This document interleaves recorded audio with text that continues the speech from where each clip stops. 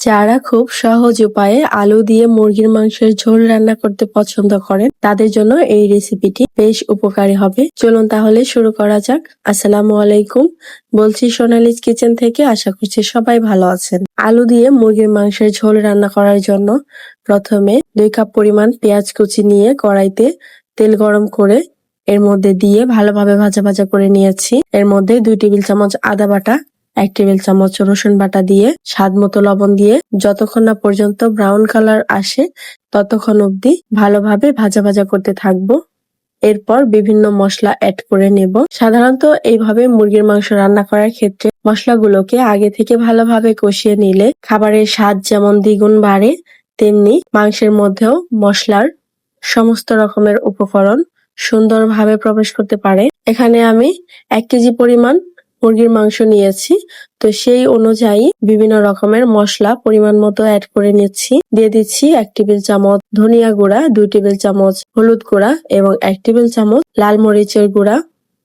এগুলো দিয়ে ভালোভাবে নাড়াচাড়া করে পরিমাণ মতো একটু ঝোল দিয়ে মশলাগুলোকে পেঁয়াজের সাথে ভালোভাবে কষিয়ে নিচ্ছি।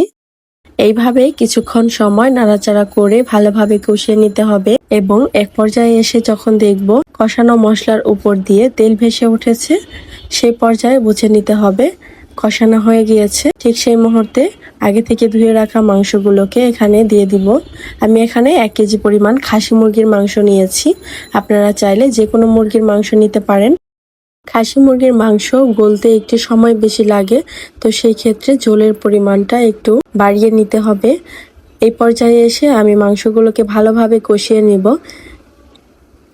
যেহেতু আলু দিয়ে রান্না করব, তাই মাংসগুলোকে আগে কষিয়ে নিতে হবে। এই পর্যায়ে আলু দিচ্ছি না, আলু দিব যে পর্যায়ে মাংসটা 50% সিদ্ধ হয়ে যাবে, ঠিক সেই মুহূর্তে।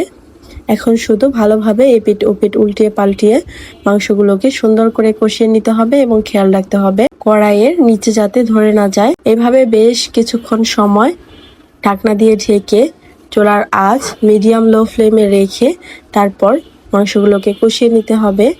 যে পর্যায়ে দেখব উপর দিয়ে তেল ভেসে উঠেছে এবং ঝোলটা প্রায় টেনে এসেছে, সে পর্যায়ে বুঝে নিতে হবে মাংসগুলো মোটামুটি কষানো হয়ে গিয়েছে। সে পর্যায়ে পরিমাণ মতো ঝোল দিয়ে দিব।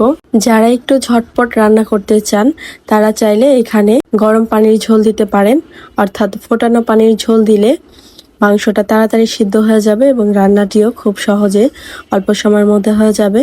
তবে আমি এখানে ঠান্ডা পানির ঝোলটাই দিচ্ছি। প্রায় 3 কাপ পরিমাণ ঝোল দিচ্ছি। এখানে 1.5 কাপ পরিমাণ মাংস সিদ্ধ হতে লাগবে, বাকি 1.5 কাপ ঝোলের পরিমাণ হিসেবে রয়ে যাবে। তো আমি এই পরিমাণ করে দিলাম, তবে আপনারা চাইলে ঝোলের পরিমাণ বাড়িয়ে কমিয়ে নিতে পারেন।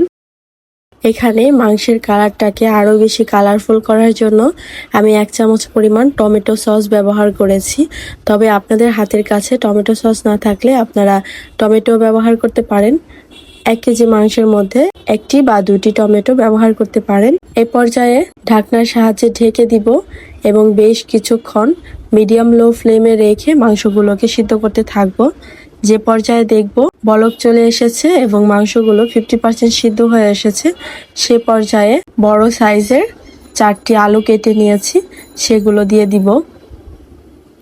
সাধারণত আলু সিদ্ধ হতে বেশি সময় লাগে না, যার কারণে শুরুতে আলু অ্যাড করার কোনো প্রয়োজন নেই, তাহলে কিন্তু আলুগুলো ভেঙে যাবে এবং দেখতে ভালো লাগবে না।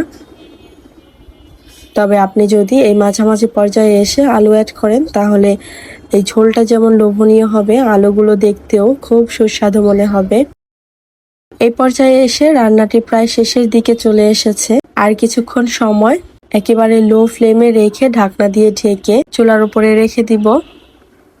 এভাবে কিন্তু মাংসগুলো যেমন একদিকে 100% সিদ্ধ হয়ে যাবে, সেদিকে ঝোলগুলো গ্রেভি বাড়তে থাকবে এবং টেস্ট বাড়বে। এই পর্যায়ে আমি আর কোনো কিছুই অ্যাড করব না, হালকা আছে মাংসগুলোকে সিদ্ধ করে নেব।